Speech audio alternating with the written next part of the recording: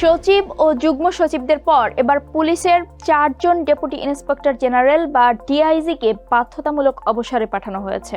স্বরাষ্ট্র মন্ত্রণালয়ের জননিরাপত্তা বিভাগের পুলিশ শাখা 23 ফেব্রুয়ারি এই সংক্রান্ত প্রজ্ঞাপন জারি করেছে। এ বিষয়ে বিস্তারিত থাকছে টিবিএস নিউজ আপডেটসে। আপনাদের সঙ্গে আছি আমি রুকাইয়া জহির।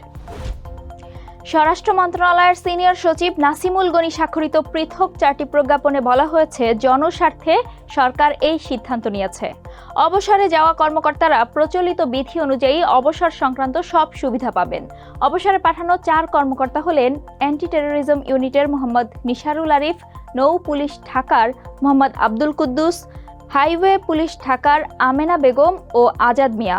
এর আগে 20 ফেব্রুয়ারি জনপ্রশাসন মন্ত্রণালয় 3 সচিব ও 18 অতিরিক্ত সচিবকে বাধ্যতামূলক অবসরে পাঠায়। ওই দিন জনপ্রশাসন মন্ত্রণালয়ের সিনিয়র সচিব ডক্টর মোহাম্মদ মোখলেসুর রহমান জানান, 2014, 2018 ও 2024 সালের জাতীয় নির্বাচনে যেসব জেলা প্রশাসক বা ডিসি রিটার্নিং অফিসার হিসেবে দায়িত্ব পালন করেছেন এবং যাদের চাকরির বয়স 25 বছর পূর্ণ হয়েছে তাদের বাধ্যতামূলক অবসরে পাঠানোর সিদ্ধান্ত নিয়েছে সরকার। যাদের চাকরির বয়স 25 বছর পূর্ণ হয়নি তাদের বিশেষ ভারপ্রাপ্ত কর্মকর্তা বা ওএসডি করা হবে। মোখলেসুর রহমান বলেন, এসব নির্বাচনে ডিসিরা কোনো আপত্তি করেনি, তারা সরকারের আদেশ বাস্তবায়ন করেছে।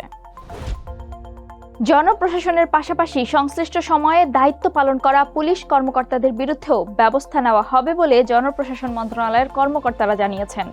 বিশেষ করে 2014, 2018 ও 2024 সালের জাতীয় নির্বাচনে পুলিশ সুপার ও থানার ভারপ্রাপ্ত কর্মকর্তাদের বিরুদ্ধে ব্যবস্থা নেওয়ার প্রস্তুতি চলছে। দর্শক, এই ছিল এখনকার টিবিএস নিউজ আপডেটস। সাম্প্রতিক ঘটনাবলী সম্পর্কে আপডেটেড থাকতে চোখ রাখুন টিবিএসেই।